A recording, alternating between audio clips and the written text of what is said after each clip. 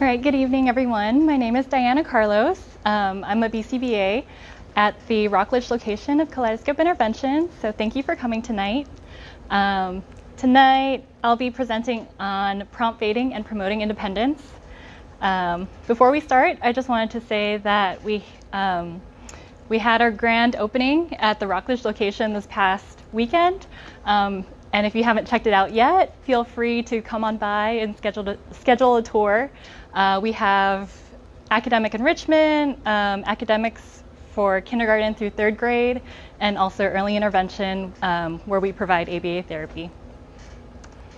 All right, so back to the reason why you guys came tonight, prompt fading and promoting independence. So how many of you have kids that can pour milk as neatly and beautifully as the girl in this picture? One? All right. How many of you have kids that when they try to pour milk or pour themselves a bowl of cereal, it looks more like this? A few more, yep. And that's okay, because when they do this, that's showing them that you're allowing them to try, and you're testing to see whether or not they can do it on their own. And as they say, we don't cry over spilled milk. When we do this, it shows that in order to do something independently, you have to try. And if it doesn't work out, we clean it up.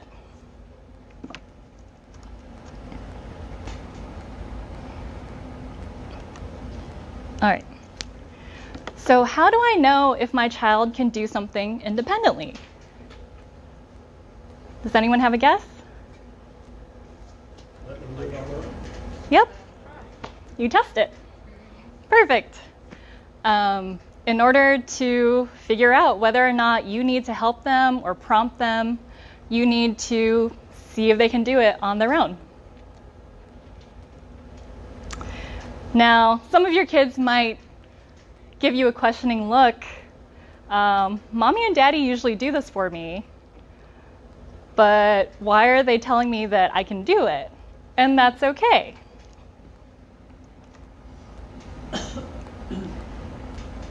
Because if you let your kids try, you'll either find out that they're unable to do it on their own, in which case we can work with that, we can teach them, and then we can fade our prompts when they learn to do it independently.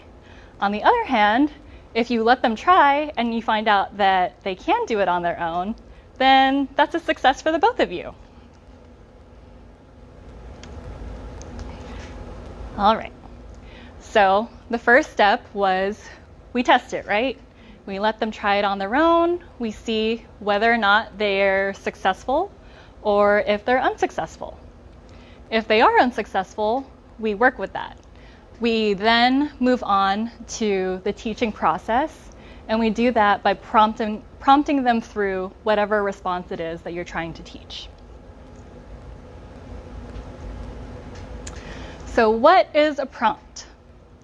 A prompt is an extra cue that you present before your child responds, and it's supposed to help them respond correctly. So we'll give some examples. Prompts can be verbal, such as repeating the instructions or asking questions. So if we go back to that first picture of the girl pouring the milk, you can give a verbal prompt, such as remember to pour it slowly, or where does the milk go? It goes in the bowl. And those would be examples of verbal prompts. You probably also receive a lot of verbal prompts in your daily life, probably from your coworkers, your significant others. Oh, did you grab the milk from the grocery store? Did you remember to pick up the mail? Did you send that report in? All of those are verbal prompts to get you to complete a task. Another form of prompting can be modeling. And this way, an adult or peer can perform the task, or you can show the child a video. So a lot of our kids, one of the first skills that we teach them is to imitate. And because when they can imitate something, that is a behavioral cusp. It leads them to be able to learn lots of different skills. So if they see mommy or daddy doing something, they can try to copy that and learn from them. Same thing with their peers. When they're going to school or if they're at the clinic, they can see their peers engaging in different behaviors, and if they have an imitative repertoire, then they can copy that and learn new skills. Also, something very prevalent nowadays are videos. So if you go to YouTube or Google something, there is a video for everything. How to change my oil, how to ride a bike, even how to pour milk into cereal. There's a video for everything. So if we use videos, the kids, a lot of the kids prefer being able to watch something. Maybe you've seen them look at a cartoon or a TV show, and then they act out the different scenes. That shows that they have that imitative repertoire and they're learning from it. So they're learning new skills by imitating. All right. Next, prompts can be physical. So when we say physical, that means you can hand over hand a response, or you can tap them to cue them to attend to different things. So for example, here in the first picture, using a mouse. The child is holding the mouse themselves, and then the parent has their hand on top. That's a very literal example of hand-over-hand prompting. So if you want them to click on a certain thing, you're going to guide them that way and show them how to do it. You can also do this when you're hand washing, when you're teaching them to tie their shoes, getting dressed, things in your daily life. Oftentimes you already do this with your kids, showing them how to do something and guiding their hands to do it correctly. And then being able to just tap a different part of their body to show them, okay, this is the arm that you need to use, or you write with your right hand or your left hand, or sometimes in the classroom we'll tap on like a hip to get the child to sit down in their chair, and that way we don't have to give a vocal prompt, we don't have to interrupt the other things that we're doing. It's just a less intrusive way to prompt them to perform that behavior. Does anyone have questions so far? No? Okay. All right. Prompts can be gestural, and that's pretty straightforward. So going back to attending,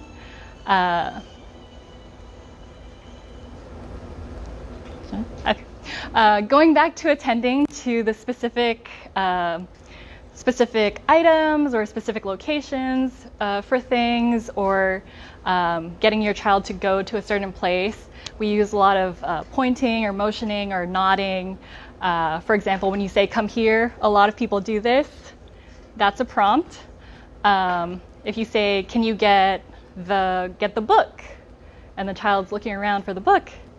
Get the book, you're pointing. That is a prompt, a gestural prompt. When you're going into a store, the greeters welcome you, come this way, to show you different things. Or in a restaurant, the servers and hostesses tell you, okay, please come this way. That's a prompt for you to go a certain direction. All right. Prompts can be visual, such as using photographs, picture schedules, or task orders.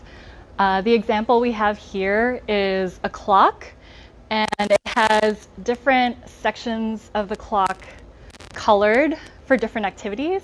So for example, between 5 and 6 o'clock, they get to watch TV. At 6, there's dinner time.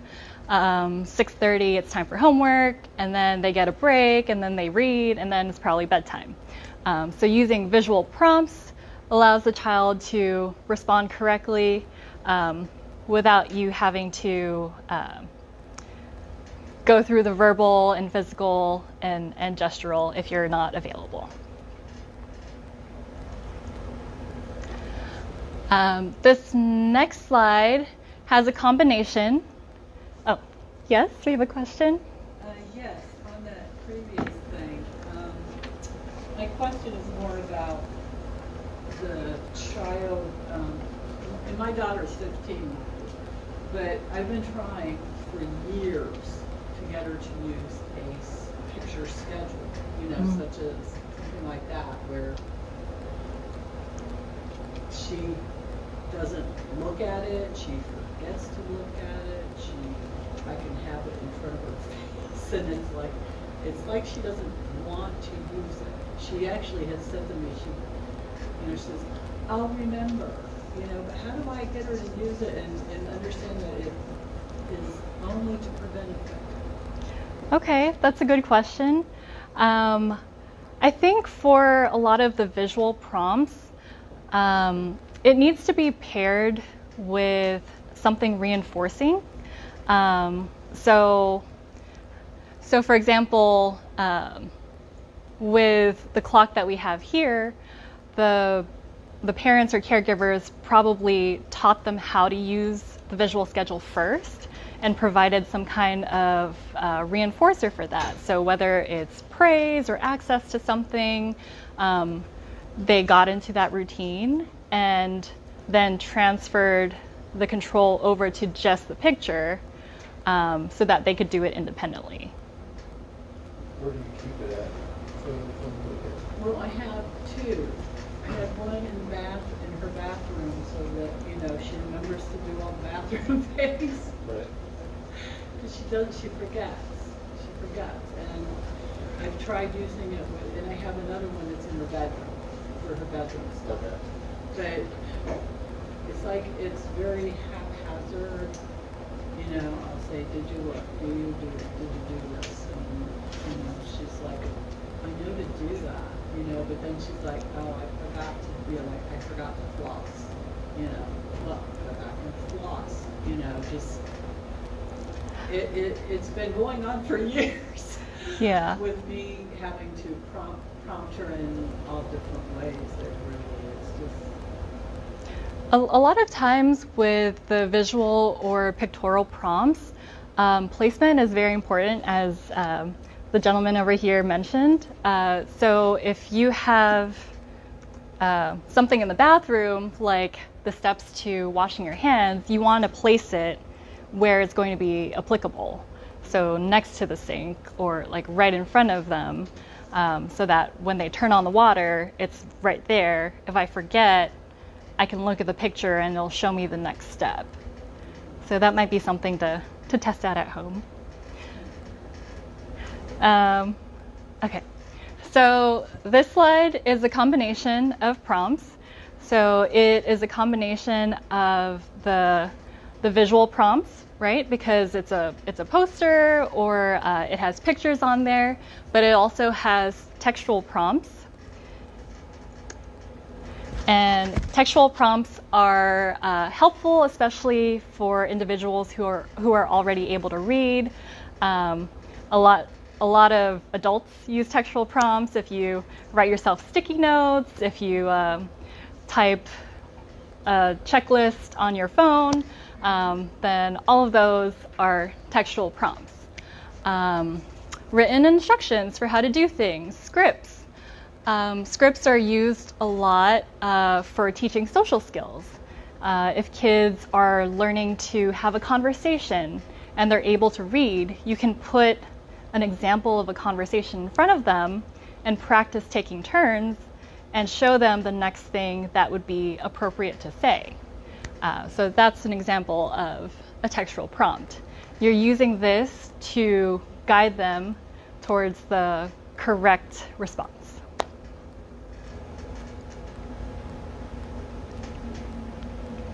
All right.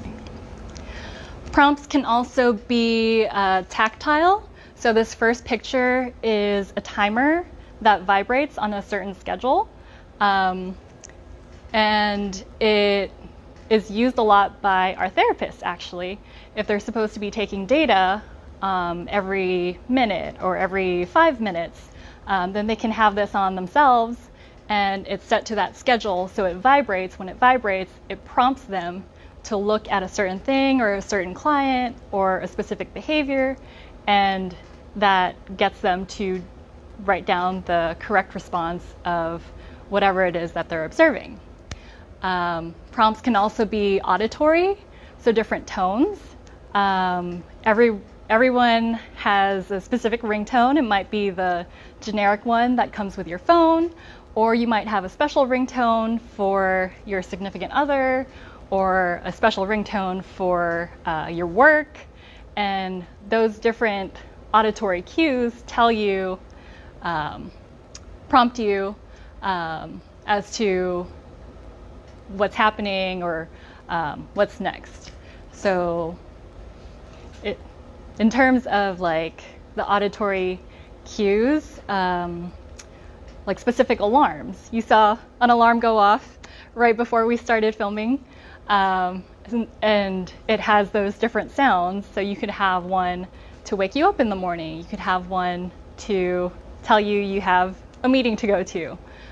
So hearing those auditory cues help you to respond to whatever it is you need to attend to. Prompts can also be color-coded. That's a different kind of visual prompt. We can use that in the classroom, for example. There are sometimes you can put a red card on the table to say, okay, this is quiet time. I'm going to let the teacher talk, and then switch up that the color card to say, okay, now it's a time where I can talk. I can talk to my friends. I can walk around. It signals what the correct response is. So that's a type of prompt. And then also going back to the timers, the one on the far left is used a lot in the clinic as well. It's a combination of visual and auditory cues to tell us when it's time to transition or when an activity is over. And those are additional items that signal you to respond a different way.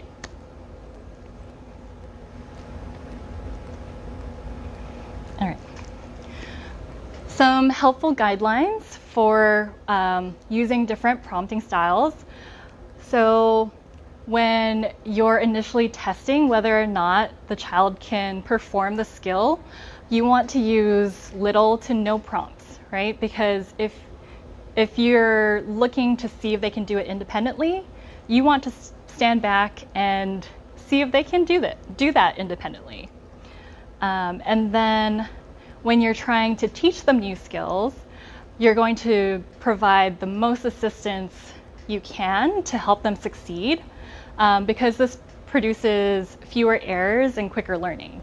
So if you're prompting them to do the correct response, going back to that first example, pouring milk, if you're having your hand over hand and helping them to do it correctly, they're more likely to do it correctly in the future after teaching for a few times and fading those prompts.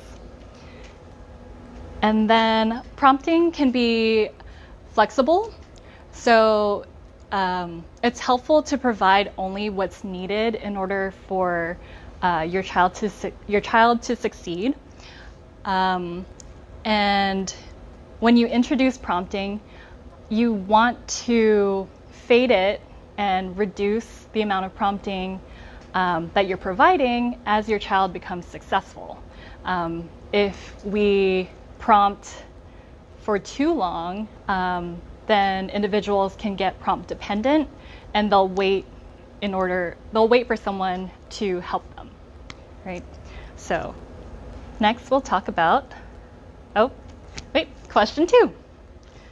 What are 3 different types of prompts? Visual. All right, we have visual,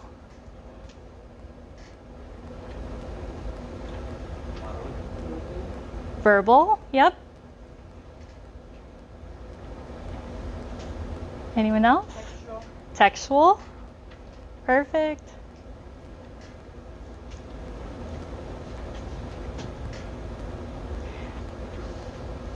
We also have physical. We have modeling, good. Gestural.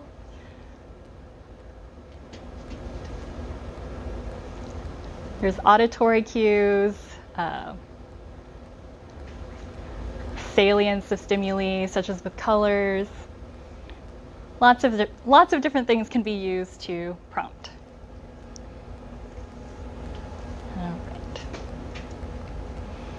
All right, so we're working through our steps, right? First, we test it to see if our child can do it independently, and there we provide little to no prompts, right? Let them do it on their own and find out whether they're successful or unsuccessful. Then we go into teaching it. We're going to pick a type of prompting that will help them be successful and respond correctly. And then if they are successful, we're going to want to fade those prompts and decrease them so that they're moving step by step towards independence. So what is prompt fading?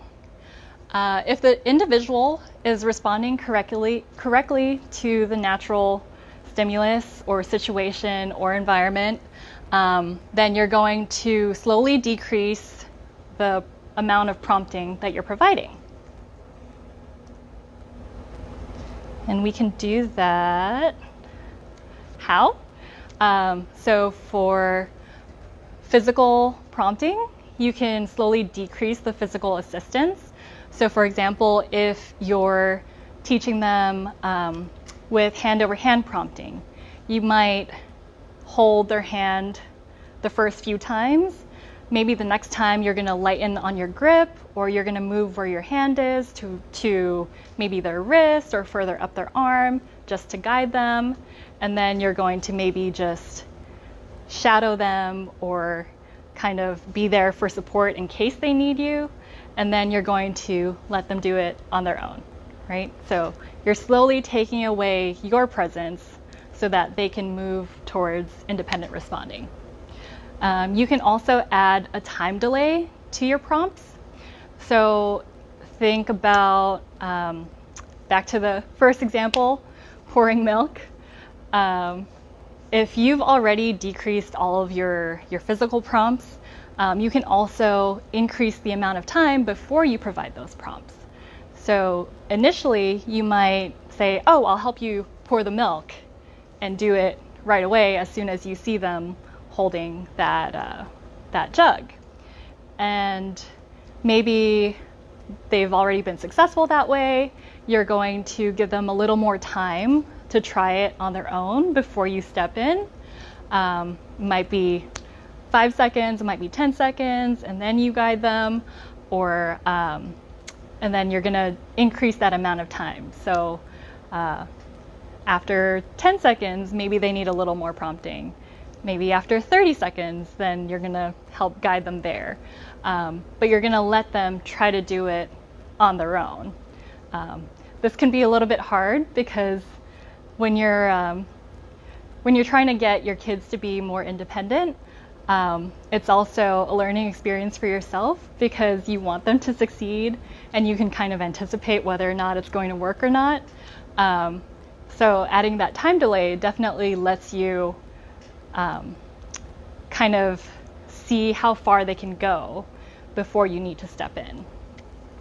And the third way is decreasing the salience of cues. So we had visual prompts, there were color prompts, auditory prompts. all of those, you might want to start off with something really salient, a loud alarm. Yes? We have a question from someone at home. Okay. Dana Campbell asks that during behavior setbacks, is there a preferred method of prompting that has a higher success rate? During what? During behavioral setbacks, is there a preferred method of prompting that has a higher success rate? During behavioral setbacks, so challenging behavior? I would imagine challenging behavior switching needs, yeah. Yeah. Typically that's idiosyncratic, so it's going to depend on each child. Each child has a different learning history and reacts differently to all these different prompting styles. If your child is in a clinic, you might want to consult with your BCBA because they probably already have a behavior intervention plan in place, and you can ask for training on that behavior intervention plan and the different prompting styles that they're using with your child. I hope that helps. Going back to decreasing the salience of cues. So for example, if you're using a timer with a beeping sound that will tell the individual, okay, now it's time to transition from play to dinner. You're going to start that off being salient. So you want it to be loud, you want it to be recognizable, you want it to be different from anything else that they might be hearing at the time. And then as that prompt becomes successful in telling them, okay, it's time to stop this, I'm going to dinner, you can decrease the volume on that so that it becomes less and less noticeable over time until the point where you can completely fade it out and not use the additional timer prompt. And that would also be in conjunction with probably your verbal instruction saying it's time for dinner.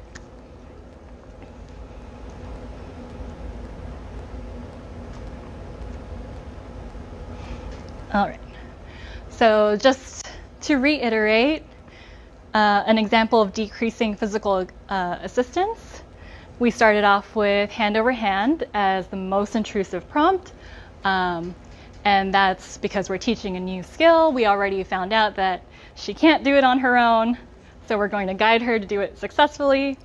Then maybe moving our physical prompt to just holding the bottle for her, and then maybe just shadowing around the bottle in case she does need a little help to stop things, and then we're going to let her try independently.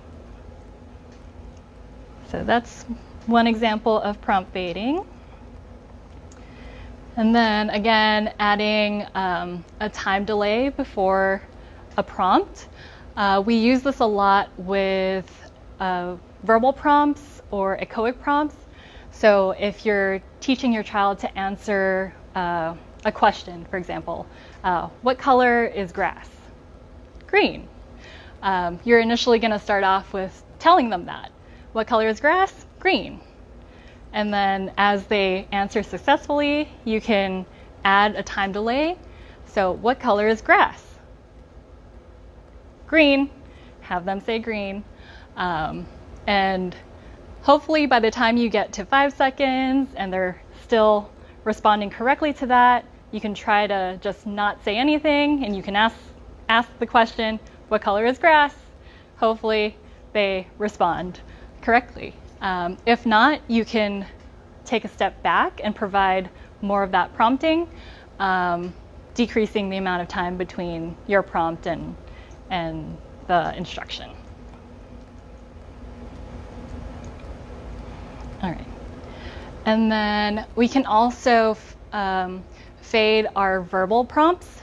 So for example, if your verbal prompt for pouring the milk was pour slowly, if they're successful when you're saying that, you can reduce the number of words that you're providing. You just say, oh, slowly, and then slow, and then no words, just maybe being physically present or watching from afar, and hopefully that they can do that independently.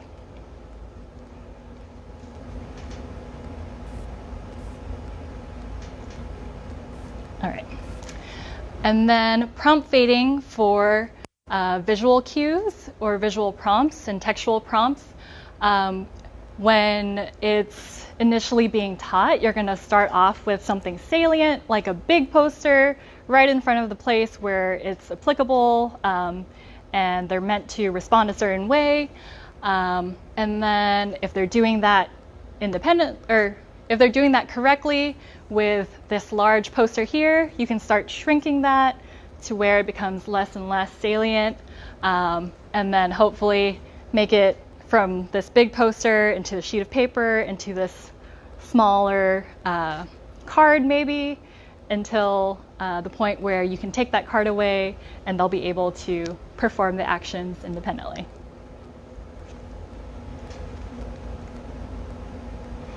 All right, so we're making it through our steps, right? We tested it, we found out whether or not our child can do the preferred response or the correct response successfully or unsuccessfully. We taught them by prompting them through it.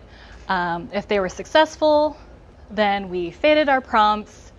But if they're unsuccessful, we'll continue to prompt them until they're able to do it independently. And the thing about prompting is that you don't have to pick one or the other. Lots of times prompting styles are a package, right? So you can use verbal and physical and modeling at the same time to demonstrate the correct behavior and guide your child to perform that correctly.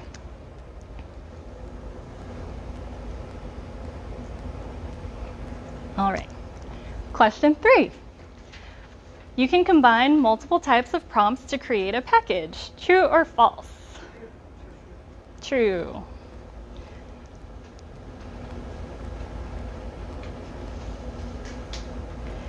Yep. Lots of times prompts will not be just one independent thing.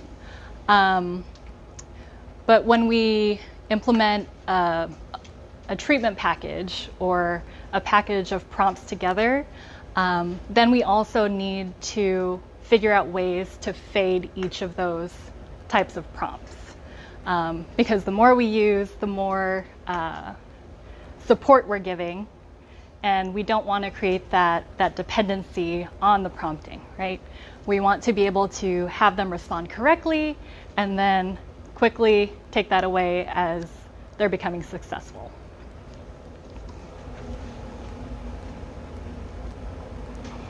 All right.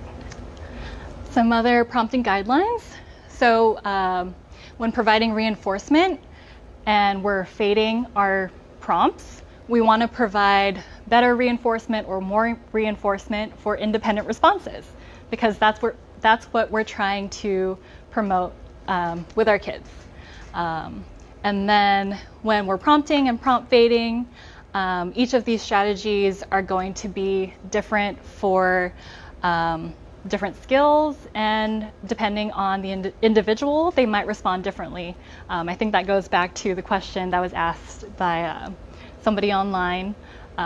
What type of prompting works best for different behaviors? It's really going to depend on your child. And that's decided by taking data, asking your therapist or your BCBAs to show you, okay, what is in place right now? Is it working? Can we change it to something else? Can we add something else? But always having that collaboration, because we want the data to support all the decisions that we're making.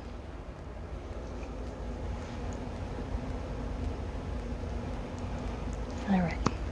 And in teaching your kids that they can do it, you're going to have to take a step back and be willing to let them maybe try and fail, but we're going to prompt them through it and prompt fade it, and you can do it.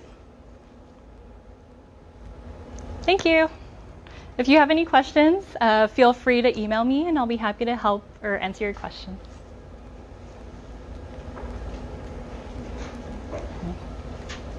Thank you. Do we have any questions? Anybody here have a question? No? Yes? What? I had a pretty big fail a few weeks ago. I've been trying for the last year. Now she's 15, and I've been trying for the last year to get her to understand and make her macaroni and cheese. And we get Annie's. She loves that. And I've gone through the process like 9 times with her, showing her. I've had her do parts of it. And a few weeks ago, I told her, okay, I want you to take the colander and put it in the sink and take the pan. And I know she was nervous about it, but you gotta, I was nervous too when I was like, yeah, of course. So I had her take the pan, and she didn't remember exactly what I said to do, and she managed to burn her finger.